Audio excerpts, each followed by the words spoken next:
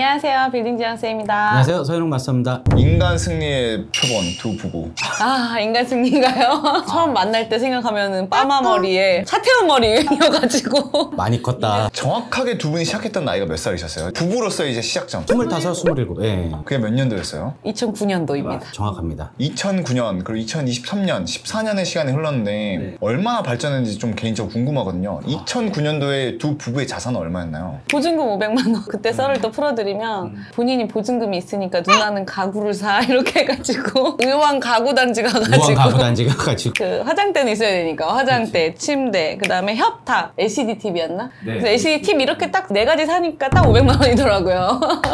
그렇게 해서 시작을 했어요. TV가 비쌌어. 그때 LCD TV 거의 막 150만 원 막 이랬었어. 시작점이 어디였죠, 집이? 처음 시작한 데 이제 논현동이에요. 논현동 한스빌. 그 노년초등학교 인근에 있는 그러면 그때 원룸이었나요? 네, 원룸이었죠. 그럼 500 원룸에 시작을 했잖아요. 14년이 지난 지 지금 현재 통장이 지금 얼마 있으세요? 정확하게 말씀드리기는 조금 많이 조심스러워요. 너무 오픈하는 거 아니냐 이래가지고 진짜 몇백 배는 오른 것 같습니다. 네, 아무튼 많이 점프했죠. 비트코인이셨어요, 두 분? 지난 영상에서도 잠깐 말씀드렸는데 하루아침에 코인처럼 확 불어난 게 아니고 14년이 걸린 거잖아요. 그 시간을 투자해서 일을 했고 투자하고 어느 때는 명절 때 빼고는 저희가 계속 일한 적도 있었고 그런 시절이 있었기 때문에 이 자리에 있을 수 있다고 생각을 합니다. 그 최초 한 3, 4년 정도가 빵에서 한 1억 모으기가 진짜 힘들어. 진짜 힘들어요. 그때는 어리니까 큰 돈 버는 방법을 모르니까 티끌 모아 티끌이라 그러잖아요. 티끌을 미친 듯이 버는 거예요. 모으는 거예요. 그래서 얼마 전에 아는 친구가 언니 이 재테크에 대해서 좀 알려주세요 이렇게 얘기해서 우선 재테크는 많이 벌어야 돼. 많이 벌어야 그쵸. 많이 모을 수 있어 라고. 그게 정답이에요. 많이 벌어야 돼요. 많이 벌려면 어떻게 해야 될까? 그거에 대해서 이제 두 분의 14년간의 과정에 대해서 한번 어떻게 우여곡절 올라왔는지에 대해서 제가 오늘 좀 샅샅이 물어보고 싶어요. 두 분은 소득도 바뀌고 사는 공간도 바뀌고 만나는 사람들도 다 바뀌었잖아요. 시청자분들도 되게 궁금해할 것 같거든요. 방금 말씀 주신 그 사람 만나는 게 제일 중요한 것 같아요. 결혼 초반에는 저희가 없으니까 달콤한 소리들이 정말 많이 들려요. 사기꾼들도 많거든요. 이걸 어떻게 벌 수 있어? 라고 정말 옆에서 달콤한 소리들을 하는데 그때 이제 저희도 너무 절실하고 간절하니까 사기도 당하고 몇 번 그렇게 했던 적이 있어요. 그래서 정말 주변에 어떤 사람이 있는지가 굉장히 중요하구나. 만약에 그때 주변에서 어떻게 재테크를 해서 어떻게 벌었다 이렇게 더 빨리 알았으면 빨리 할 수 있었을 것 같아요. 네. 처음에 결혼했을 때 당시에는 주변 친구들은 어떤 일을 하고 있었고 대략 소득이 어느 정도였나요? 보통 다 대부분 300에서 500 정도들 하셨고요. 저는 이제 그 주변에 있는 사람도 중요하지만 우리가 낮에 일할 때 사람들을 많이 만나잖아요. 이때 사람들을 저는 되게 잘 만나야 된다고 생각을 해요. 어차피 친구들이야 주말에 한번 만나거나 뭐 한 달에 한번 보거나 이제 그러는데 일하는 동료들이 저는 되게 중요하다고 생각하거든요. 내가 일하고 있는 동료들이 뭐 예를 들어서 그때 당시 뭐 원룸하고 있어. 그럼 맨날 20만 원, 30만 원, 20만 원, 30만 원 맨날 그러니까 밥값 낼 때도 엄청 서로 눈치 보고 술 한 번 먹어도 엄청 눈치 보고 그 안에서만 그냥 갇혀져 있는 거죠. 그 달에 계약을 뭐 몇 개 했다 몇 개 했다 이러면서 막 뭐 200 벌었다 300 벌었다 400 벌었다 이러면서 막 서로 행복해하고 이러는데 그렇게 하면 절대로 돈을 많이 벌 수가 없습니다. 그럼 마스터님께서는 그때 한 달에 평균 얼마 버셨어요? 저 그때 한 7, 800 벌었어요. 7, 800. 1, 2년 차예요? 네, 7, 800 벌었어요. 제가 그때 진짜 일 정말 잘했었거든요. 제가 결혼을 결심하게 된 이유가 둘이 일을 했을 때 1,000만 원을 버는 거예요, 저희가. 그래서 그때 당시에 2009년도에 2010년도 그때 제가 그 나이에 그 정도 번 거면 진짜 잘 번 거예요. 잘 본 거죠.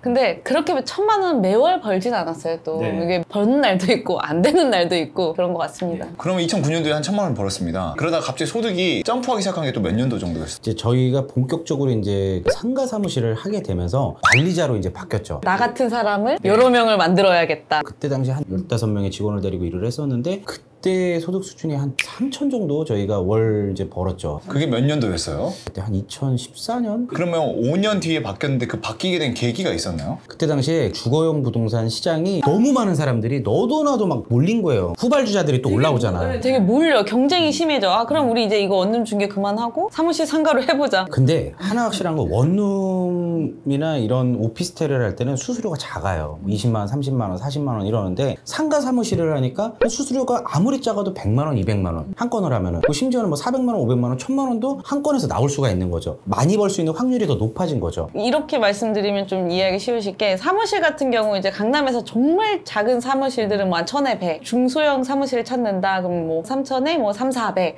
이 정도 해도 전세 환산가가 높기 때문에 수수료 좀 몇백 정도 되고 좀 더 높은 거를 한다 그럼 1,000만 원대, 2,000만 원대 사옥, 그쵸. 그때 그래서 저희가 통사옥을 엄청나게 했었던 거죠. 조금 더 돈이 됐었죠. 누군가가 그렇게 버는 되는 걸 보고 우리도 저렇게 해야겠다고 결심했던 건가요? 아니요. 주거용을 하니까 아무리 우리가 한 달에 똑같은 시간을 써서 일을 해도 한계점은 진짜 많이 벌어요. 1000이다. 이거를 돌파할 수 있는 방법이 뭘까? 그럼 더 비싼 걸 해야지. 요율의 구애를 받지 않는 상가사무실 임대차를 이제 전문으로 하게 됐고, 이걸 하다 보니까 또 사람들이 막 몰려. 그럼 그때 당시에 뭐 3천에서 5천 정도를 이제 뭐 벌고 있었다. 그거보다 더 벌 수 있는 1억을 벌 수 있는 일이 뭐가 있을까? 그렇게 해가지고 빌딩 매매 시장에 들어오게 된 거죠. 그럼 3천에서 5천 딱 벌었을 때 낮 시간에 만나는 사람들이 많이 바뀌었었나요? 바뀌었죠. 그러니까 그전에는 원룸이나 오피스텔에 새 들어 사는 직원들을 만났더라면 상가 사무실 할 때는 작은 회사건 큰 회사건 대표님들을 만나게 됐고, 그러면서 대표와 사장님들의 마인드를 배우고 이 사람들이 어떻게 돈을 벌고 이런 것들도 관찰하게 되고, 식사를 하더라도 그런 얘기를 많이 들었죠. 직원분들 얘기 들을 때는 어떻게 하면 돈 모을까, 아낄까, 비싸다 막 이런 얘기 듣다가 이 사업하시는 분들 만나니까 어떻게 하면 돈을 벌까, 이거를 매일매일 이제 접하니까 이제 트여진 거죠. 더 벌어야겠다. 그러다가 이제 충격적인 사건이 그 프랜차이즈 조그만 거 처음 딱 개발을 해가지고 조인돼가지고 1호점을 내시더니 갑자기 얘가 한 50호점이 그냥 쭈르륵 나가는 거예요. 돈을 확 버시는 거예요. 1년 만에 돈 그렇게 버는 거 보고 와, 돈 버니까 되게 멋있어지시더라고요. 복장이 바뀌어져. 다 바뀌더라고요. 아, 돈을 벌어야 되는구나. 네, 그 영감을 받고 빌딩 매매 하는데 더 이거는 최고의 세계야. 이거는 상가사무실 임차랑은 또 비교가 안 되니까.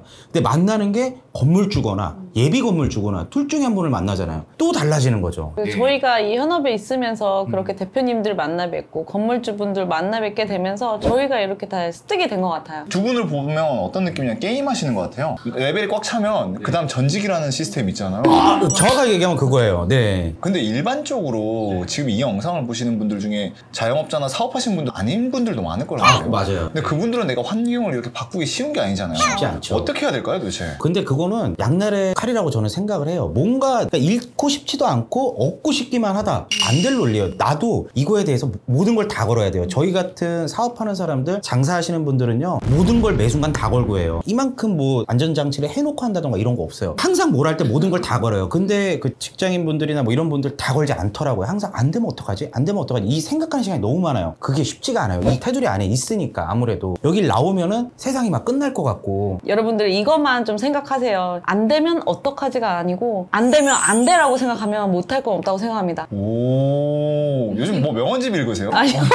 서마스님한테 지분 많이 뺏기셨는데 공부 많이 하시는 것 같아. 네, 저 지금 없잖아요, 지금. 네. 이렇게 모든 순간을 제가 생각해보면 그 생각으로 제가 이 일을 하고 왔으니까 그게 계속 생각나는 것 같아요. 항상 우리는 매사에 뭘 할 때 다 걸고 하잖아요. 아까 두 분 1000만 원 벌었을 때 다 걸고 3000으로 바꿨잖아요. 근데 3000에서 5000 벌 때는 솔직히 말해서 웬만한 대한민국 신 상위 고소득자잖아요. 다 걸고 지금 또 넘어갔잖아요. 무섭지 않았어요, 솔직히? 근데 그때 당시마다 목표가 있었어요. 그 1000만 원 벌 때는 아파트 분양을 받아야 된다라는 목표가 있었고, 1000만 원 받아갖고는 여기까지가 끝인 거야. 그래서 서울에 내 집 가지려면 3000에서 5000원 벌어야겠더라고요. 3000에서 5000을 버니까 그 서울에 서초일스 아파트를 사게 됐고, 그 다음 건물을 가지려면 월 1억은 벌어야겠더라고 보니까. 그래서 그렇게 하려면은 이 상태로는 도저히 안 되니까 빌딩 매매로 바꿔가지고 이제 건물을 갖게 된 거죠, 실질적으로. 이런 목표가 중간에 있었던 거죠. 먹고 사는 거의 문제가 아니고 뭔가를 가져야 된다, 소유해야 된다. 네, 이런 거에 대한 목표가 좀 있었죠. 너무 절실했어. 먹고 사는 거는 월 200만 벌어도 솔직히 먹고 살 수 있어요. 잘 사는 게 중요한 거잖아요.